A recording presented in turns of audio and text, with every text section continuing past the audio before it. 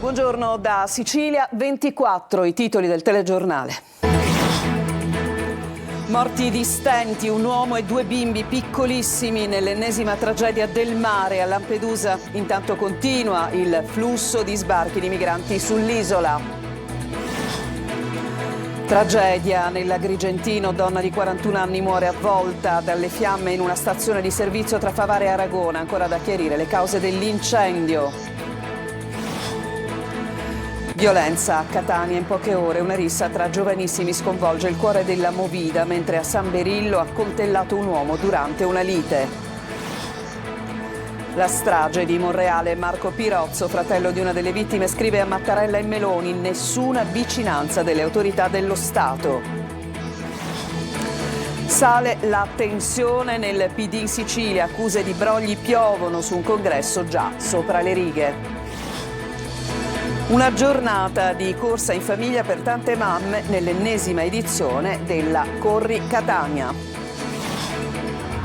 Il calcio, stasera al Massimino si gioca Catania-Pescara, andata del primo turno nazionale dei play-off. Toscano verso la conferma della formazione vista contro il Potenza. Tutte le emozioni del match su Diretta Stadio a partire dalle 19:30 su Telecolor.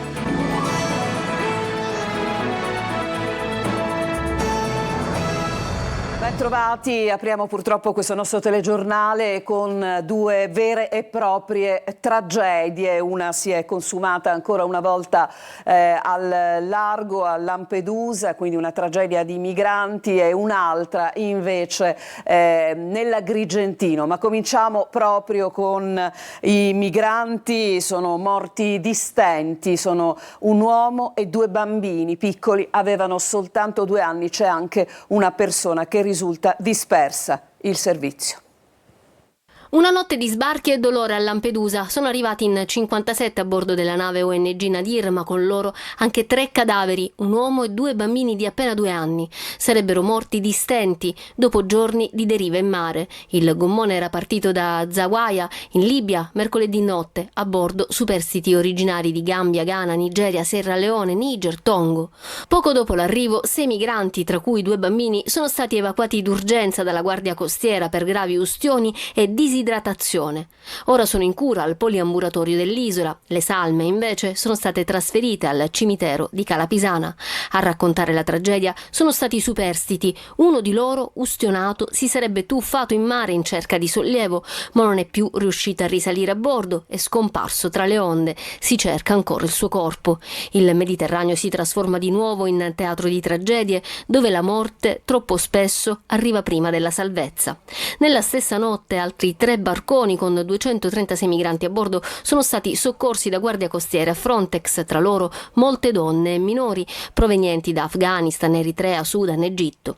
Tutti sono stati trasferiti nell'hotspot di Contrada Imbriacola, dove ora ci sono 470 persone. E un'altra tragedia, come vi dicevamo in apertura, quella consumatasi nell'Agrigentino. Una donna di 41 anni, mamma di 5 figli, è morta avvolta dalle fiamme in una stazione di servizio tra Favara e Aragona. Ancora da chiarire le cause di questo incendio. Sentiamo Davide Sardo. Una tragedia agghiacciante nel giorno della festa della mamma. Valeria Di Gloria, 41 anni, madre di 4 figli, è morta carbonizzata in una stazione di servizio tra Favara e Aragona. Stava facendo rifornimento alla sua Fiat Punto bianca a pochi metri da casa quando un incendio improvviso l'ha avvolta senza lasciarle scampo. La scena è stata ripresa dalle telecamere del distributore Lukoil in contrada San Benedetto. A riconoscerla tra le fiamme è stato il padre, accorso disperato. Ancora ignote le cause dell'innesco, ma l'incendio si è propagato in pochi istanti, alimentato probabilmente dal carburante. Sul posto sono intervenuti i vigili del fuoco e i carabinieri delle stazioni di Favara e Canicattì. I militari stanno acquisendo le immagini per ricostruire l'esatta dinamica di quanto accaduto. Il distributore si trova lungo lo scorrimento veloce Agrigento-Caltanissetta, in una zona molto trafficata. La comunità è sotto shock. Il sindaco di Favara, Antonio Palumbo, ha raggiunto il luogo della tragedia per portare conforto ai familiari stretti nel dolore. Valeria era molto conosciuta in zona. La sua morte ha lasciato sgomenti amici, vicini e l'intera città. Una vita spezzata in pochi secondi. Una madre strappata ai suoi figli in un giorno simbolo dell'amore materno. Adesso andiamo a Catania, una Catania violenta. In pochi giorni 2 episodi che vi raccontiamo nel servizio di Eva Spampinato. Anche Catania diventa ancora una volta teatro di violenza. Sembra un copione che si ripete e il rischio poteva essere che il copione, fatto di giovani, movida notturna e risse a colpi di sedie, diventasse un'altra Monreale. Qui siamo in via Garibaldi, cuore della movida catanese. Una serata come un'altra, tra un cocktail e una chiacchierata. Poi l'improvviso precipitare degli eventi. Una lite, la rissa degenera. Volano sedie, la gente urla, il panico esplode. Il video, diventato virale, mostra la furia incontrollata di giovani che trasformano la strada in un ring, per fortuna rimasto vuoto e senza nessuno sconfitto in terra. I bulli fuggono all'arrivo della polizia, lasciando dietro di sé solo caos e paura. Le indagini sono in corso, la Digos sta visionando i filmati per identificare i responsabili. Solo poche ore dopo, un'altra scena di violenza, questa volta a San Berillo. Una lite tra 2 uomini di origine africana finisce nel sangue. Un 18enne colpisce al polso un uomo di 33 anni con un coltello e un passante a evitare il peggio, bloccando l'aggressore, chiamando i soccorsi e rincorrendolo. Il ferito è in ospedale, il 18enne arrestato per lesioni aggravate e porto abusivo di arma bianca. 2 episodi in poche ore, 2 segnali preoccupanti. Non è solo cronaca, è il sintomo di una città, di una intera società che sembra scivolare verso una pericolosa deriva violenta, con dinamiche sociali sempre più fragili che la alimentano. Siamo in tema, dunque movida sempre più pericolosa, giovani che ricorrono con facilità appunto alle risse, all'utilizzo di armi da taglio, arrivano fino ad uccidere. La Presidente della Corte di Cassazione a Siracusa per un convegno al nostro TG dice che l'intervento giudiziario non può però sostituirsi alla prevenzione. Francesco Aloi. Ragazze minorenni che picchiano coetanee, ma i giovani arrivano anche ad uccidere. Le vie della movida diventano sempre più pericolose e gli ultimi casi di cronaca in Sicilia lo dimostrano. Per la Presidente della Corte di Cassazione è importante prevenire. Per prevenire occorre l'impegno innanzitutto della famiglia, che è il primo luogo in cui la persona si forma e riceve un'educazione. Occorre il ruolo altrettanto fondamentale della scuola, complementare a quello della famiglia e non in contrapposizione. Scuola e famiglia quindi devono andare a braccetto. I giovani però spesso preferiscono prendere come modello gli influencer, ma quelli del crimine. Personaggi che inneggiano al malaffare e dei social fanno il loro terreno di conquista. Se purtroppo succedono aspetti e fenomeni patologici, ci sarà il processo. Per la Presidente, lo Stato, prima che sulla repressione, deve puntare sull'educazione. L'intervento giudiziario non può mai tradursi in una forma sostitutiva delle azioni preventive o non può mai trasformarsi in una vendetta. Qualunque sia il tipo di reato commesso, la risposta deve essere giusta, equilibrata e proporzionata. Ma attenzione anche alle serie TV, quelle incentrate sulla violenza, scene che spesso vengono emulate dai minori. E adesso torniamo alla strage di Monreale. Marco Pirozzo, fratello di una delle vittime, scrive una lettera toccante al Presidente Mattarella e a Giorgia Meloni, ma è molto dura, parla di assenza della vicinanza delle autorità dello Stato. Giusy Lazzara. Il dolore non trova pace per i familiari dei 3 giovani uccisi nella sparatoria di Monreale del 27 aprile. Con una lettera, Marco Pirozzo, fratello di una delle 3 vittime, si rivolge al Presidente della Repubblica Sergio Mattarella. Da siciliano, da uomo delle istituzioni, da fratello, so che lei conosce bene il dolore di una perdita brutale e ingiusta. Le chiedo di farsi portavoce del nostro appello e di aiutare a trovare soluzioni concrete per onorare tutte le vittime di queste violenze insensate. Il suo appello anche alla Premier Giorgia Meloni. Oltre al dolore, sento con un'amarezza profonda, dice Pirozzo, l'assenza di vicinanza da parte delle massime autorità dello Stato. Nessuna parola, nessun gesto, nessuna attenzione da chi dovrebbe rappresentare e tutelare ogni cittadino. Nella sparatoria di Monreale sono morti Massimo Pirozzo, 26 anni, Andrea Miceli, anche lui 26 anni, e Salvatore Turdo, 23 anni. 2 i fermati accusati di strage, Salvatore Calvaruso, 18 anni, e Samuele Acquisto, di 19, entrambi entrambi del quartiere Zen di Palermo.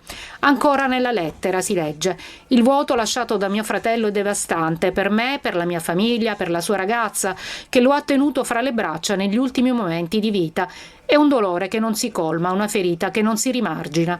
Rivolgendosi a Mattarella e Meloni, Marco Pirozzo aggiunge: vi chiedo, a nome della mia famiglia, delle famiglie delle altre vittime, di intervenire con urgenza. Il mondo è cambiato e lo Stato deve adeguarsi con risposte forti, decise e concrete. Sono due le memorie con le quali il manager Ferdinando Croce, sospeso dall'ASPA di Trapani, dalla Regione, dopo lo scandalo dei referti istologici trasmessi in ritardo, respinge le accuse sottolineando che molti dei gravi disservizi rilevati risalgono a prima della sua nomina avvenuta il 4 luglio 2024 e prima del suo incarico di commissario straordinario iniziato l'1 febbraio dello stesso anno. Croce parla di fumus persecutionis nei suoi confronti. Già da giugno 2023, viene evidenziato nelle memorie, i verbali interni dell'ASP indicavano criticità note all'allora direzione aziendale e sanitaria, ma mai trasmesse al direttore dopo il suo insediamento. La Procura di Termini Imerese ha sospeso le operazioni di recupero del veliero Bayesan dopo la morte del sub olandese. Si ipotizza l'esplosione a 50 metri sott'acqua. Il servizio. A Palermo ferme le operazioni di recupero del Bayesian, affondato a Porticello ad agosto dell'anno scorso. La Procura di Termini Imerese blocca tutto per consentire ai sommozzatori della Polizia e della Guardia di Finanza di completare i rilievi nella zona dell'incidente dopo la morte del sub olandese.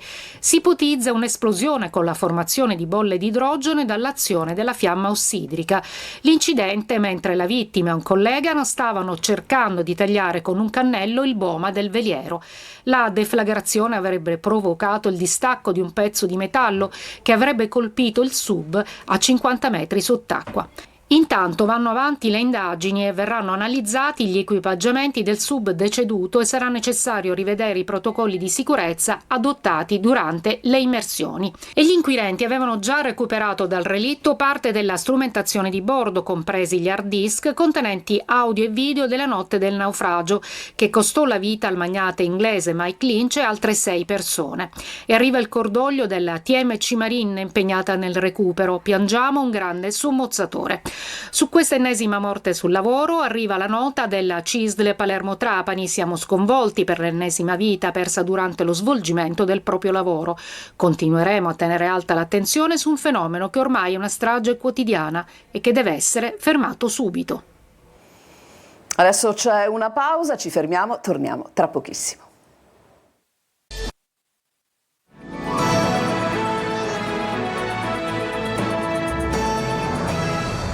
Seconda parte di Sicilia 24, sale ancora la tensione in casa PD durante lo svolgimento delle assemblee precongressuali.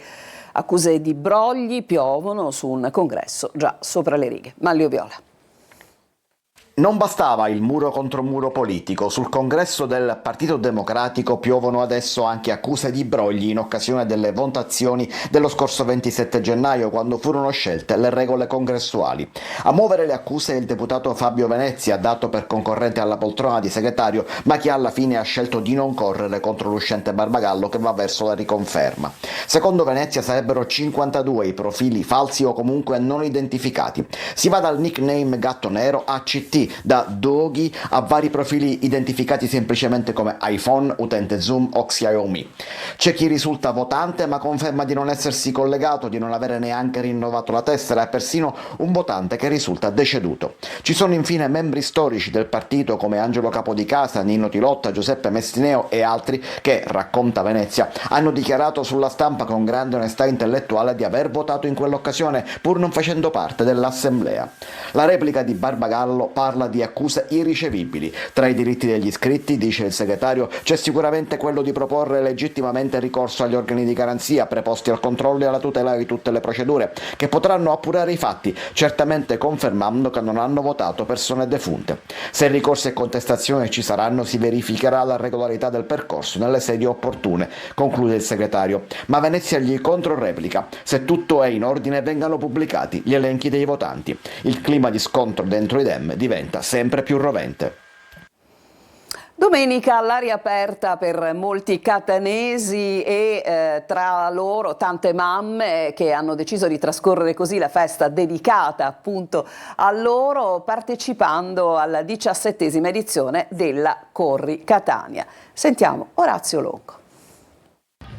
Una città in movimento per una domenica di primavera che è anche giorno di festa della mamma. E così, tra i tanti che hanno deciso di scendere per le strade del centro, vestiti con la tradizionale maglietta bianca con l'omino e il simbolo della 17ª edizione della Corri Catania, la corsa camminata aperta a tutti, ci sono anche loro, le mamme. Quest'anno si corre per il progetto Auto della Donazione, che si concretizzerà in un'auto medica attrezzata per il trasporto di sangue destinata alla Croce Rossa.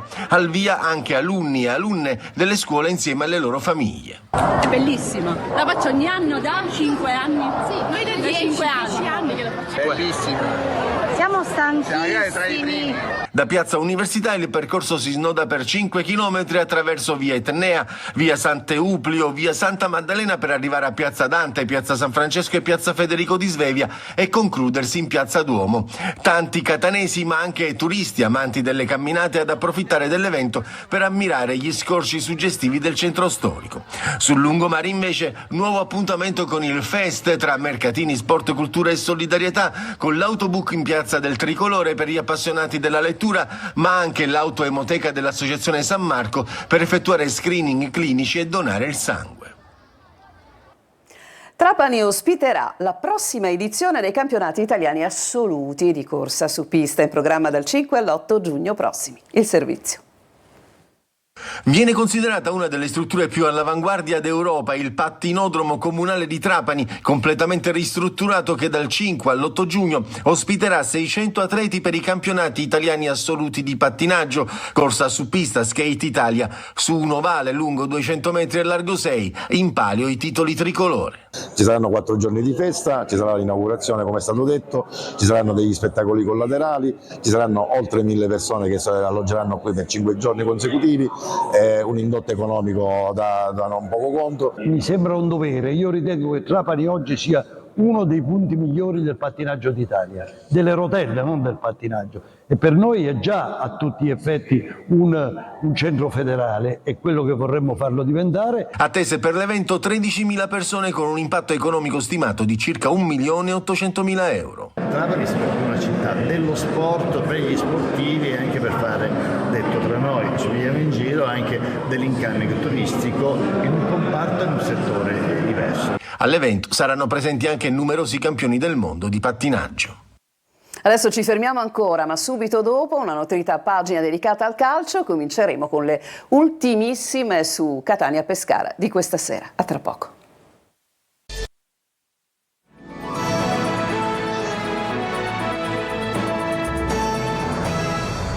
Siamo al calcio, questa sera alle 20 al Massimino, andata del primo turno nazionale dei play-off. Il Catania ospita il Pescara, il servizio. Niente calcoli, niente previsioni. Catania Pescara può essere considerata a pieno titolo una finale anticipata per i valori delle due squadre, per le ambizioni delle piazze, per il momento di forma che attraversano in questo momento. Doppia sfida che parte quindi all'insegna dell'incertezza e dell'equilibrio. È una partita diversa da quelle sinora affrontate nei playoff contro Giuliano e Potenza. Il Pescara è una squadra meno di palleggio, più verticale, con elementi di qualità in avanti, e bisognerà leggere bene la gara. È una partita sui 180 minuti dove il Catania parte con un obbligo, quello di vincere almeno una gara, perché per il regolamento non è testa di serie. Ma Toscano è stato chiaro, non si devono fare calcoli di alcun tipo che siano legati a 2 risultati su 3, alla gestione dei diffidati o ad altro. Sul fronte formazione non dovrebbero esserci grandi novità rispetto alle previsioni della vigilia.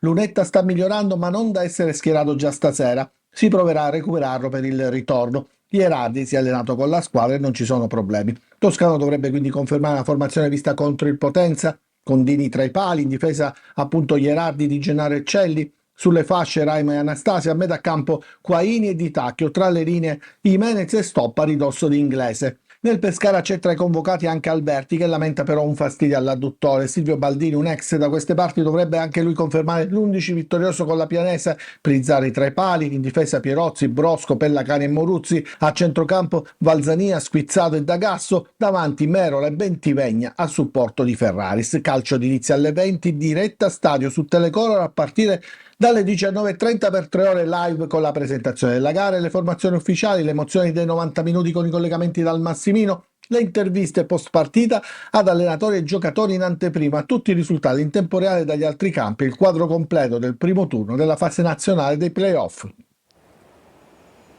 Dopo il pari al Francoscoglio, il Messina dovrà vincere sabato prossimo a Foggia per centrare la salvezza. Sergio Colosi. Si complica il cammino salvezza del Messina dopo lo 0-0 nella gara d'andata. Sabato prossimo il ritorno allo Zaccheria e i giallorossi non hanno alternative al successo per rimanere in terza serie. Il pareggio del Francoscoglio ha riproposto limiti offensivi del passato, soprattutto a difesa avversaria schierata. Il Messina ha costruito una punizione di Tordini nel primo tempo e 2 occasioni nella ripresa, con un colpo di testa di Dell'Aquila e un diagonale fuori misura di Luciani. L'attaccante è stato l'esempio dell'involuzione della squadra insieme al capitano Petrucci e ad altri calciatori che non sono riusciti a trascinare i compagni. Il Foggia, ricostruito nel morale e tatticamente da Gentile, dopo 6 sconfitte e un pareggio nel finale della regular season, ha svolto con diligenza il proprio compitino, rischiando pochissimo e sfiorando il vantaggio con Sarr, che da pochi passi ha colpito Krapicas. Nulla di trascendentale, ma che è bastato per lasciare la Sicilia da imbattuto. Per Foggia Gatto dovrà inventarsi nuove soluzioni offensive, come l'inserimento di Dell'Aquila dall'inizio, per provare a vincere senza attendere ad oltranza come all'andata, perché non ci sarà un domani. E veniamo alla Serie B con il Palermo, contestato dalla Curva venerdì sera, che lavora adesso per l'ultima gara di campionato, che sarà martedì al Barbera contro la Carrarese. Rosanero che ancora possono sperare nel quinto posto. Il servizio di Marco Gullà. La vittoria sul Frosinone ha permesso al Palermo di mettere sigilli alla qualificazione play-off. Una vittoria netta e conquistata grazie alla doppietta di Brunori, maturata in un contesto decisamente poco benevolo, considerata la contestazione degli Ultras rosanero. Il Palermo mira adesso alla migliore posizione da raggiungere per giocare il primo turno play-off in casa. In teoria la formazione di Dionisi può ancora arrivare quinta, ma nell'ultimo turno di campionato, in programma martedì sera, dovrebbe intanto battere la Carrarese, sperare che la Juve Stabia perda in casa contro la Sampdoria e il Catanzaro non vincere sul campo del Mantova. Se la situazione dovesse rimanere tale, con il Palermo al 7° posto, siciliani che sabato sarebbero obbligati a vincere fuori casa contro Catanzaro o Juve Stabia per passare il turno. Dopo una vittoria così penso che si recuperino meglio le energie fisiche e mentali, perché logicamente le vittorie servono per fare morale, dare morale, per creare autostima, per maggiore autostima e per vedere con più positività la partita successiva. Martedì sera al Barbera il clima dovrebbe essere più disteso, il Palermo sicuramente più rilassato, visto che ha già ottenuto i play-off, e sperare di poter chiudere nel migliore dei modi la regular season e preparare il primo turno play-off che si giocherà sabato. Con questo servizio si chiude questa edizione di Sicilia 24. Vi ricordo il nostro appuntamento con il telegiornale 19 subito dopo. Immancabile invece diretta stadio per seguire la partita di questa sera tra Catania e Pescara. A tutti voi grazie per averci seguito e buona domenica.